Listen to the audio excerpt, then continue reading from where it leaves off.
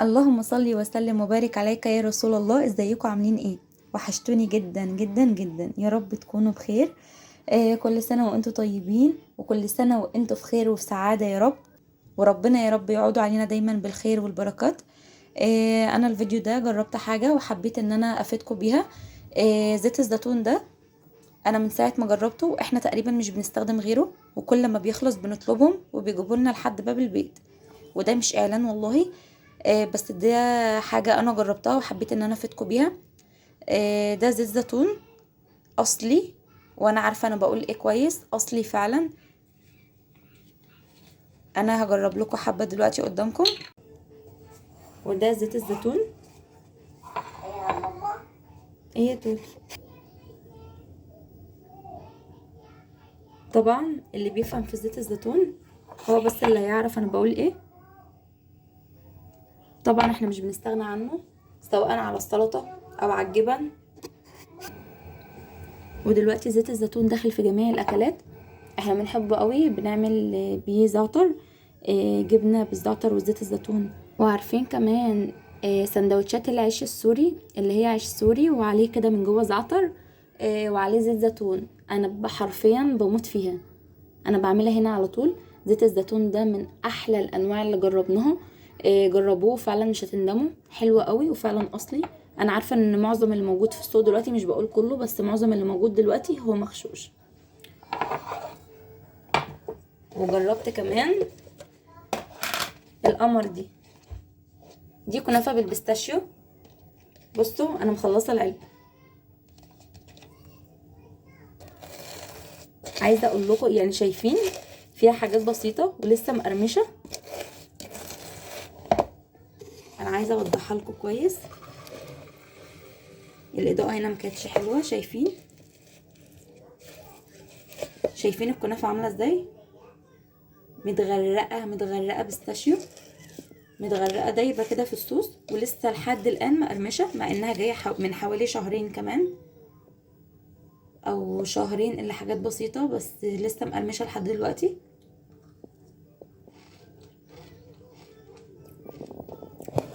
خطيره خطيره خطيره.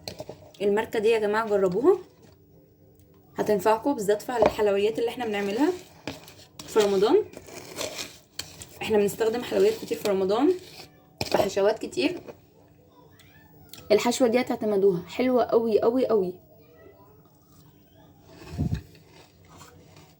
انا عملت بيها كذا حاجه والله يا جماعه خطيره، وانا فعلا اعتمدتها عندي في الحلويات. هوريكم بقى بعض المشتريات الصحيه اللي انا جبتها، وهحاول ان انا اعمل لكم فيديو عن كل حاجه، لان فعلا كل حاجه من دي محتاجه فيديو لوحدها من كتر الفوائد بتاعتها. طبعا الحاجات دي هتنفع جدا للي عاملين دايت، للي عايزين يحافظوا على صحتهم. اول حاجه معانا ده شعير. ده شعير بنجيبه من عند العطار. انتي بتغلي ميه وبتحطي معلقه من الشعير ده على الميه. طبعا انتي بتدبقيه كويس وبتغسليه كويس قبل ما بتحطيه وبتشربيه. ادخلوا كده وابحثوا عن فوائد الشعير وشوفوا اللي هيطلع لكم.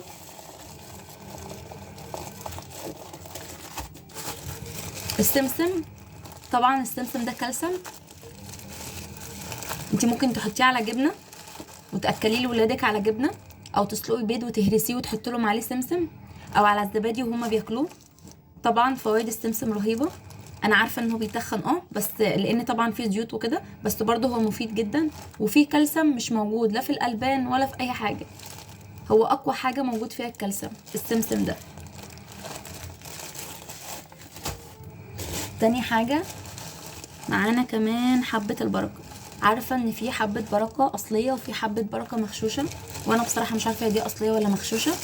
بس انتوا حاولوا تجيبوا الحاجات دي من حد نضيف، حاولوا تجيبوا الحاجات دي من عطار نضيف تكونوا انتوا عارفينه وواثقين فيه. برضو انتي بتغلي ميه وبتحطي عليه معلقه حبه البركه. طبعا هي بتشفي من اي داء، فوائدها رهيبه جدا. وبرضو هعمل لكم فيديو اوريكم انا بستخدمها في ايه كمان. انتي ممكن تعمليها لولادك على جبنه، ممكن حته جبنه قريش على زيت زيتون على حبه البركه، وممكن تستخدميها في المخبوزات، وممكن تستخدميها في حاجات كتير جدا.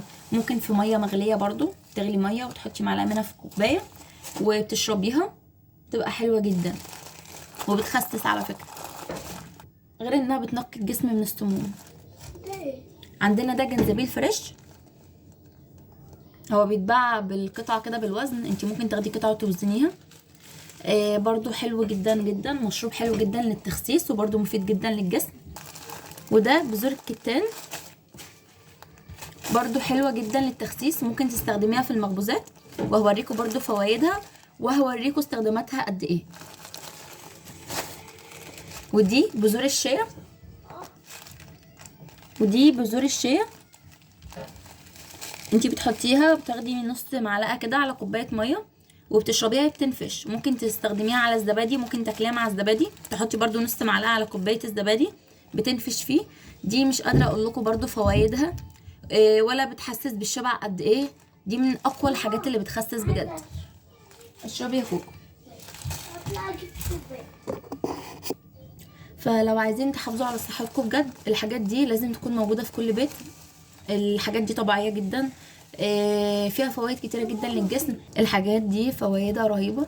انا عايزة اقول لكم ان كل حاجة منهم محتاجة فيديو لوحدها والله عشان تكفي فعلا الكلام عليها وفوائدها. انا هحاول اعمل لكم فيديو عن كل حاجة وازاي بستخدمها. اللي عايزة تخس، اللي عندها مشاكل صحية، طبعا احنا ما ننساش التمر. التمر اساسي اساسي معانا في كل حاجة، التمر ما ينفعش نستغنى عنه طبعا، رهيبة رهيبة رهيبة. وبناخد عدد فردي على السنة طبعا، لان العدد الزوجي بيتقلب بدهون وسكريات، فالعدد الفردي هو اصح حاجة زي ما الرسول وصانا. يا رب بقى يكون الفيديو عجبكم، ويا رب تكونوا استفدتوا منه. ما تنسوش لايك للفيديو، ولو اول مرة تشرفيني في القناة يا ريت تعملي اشتراك، وما تنسوش بقى الدعوات الحلوة في الكومنتات، ويا ريت تصلوا على النبي.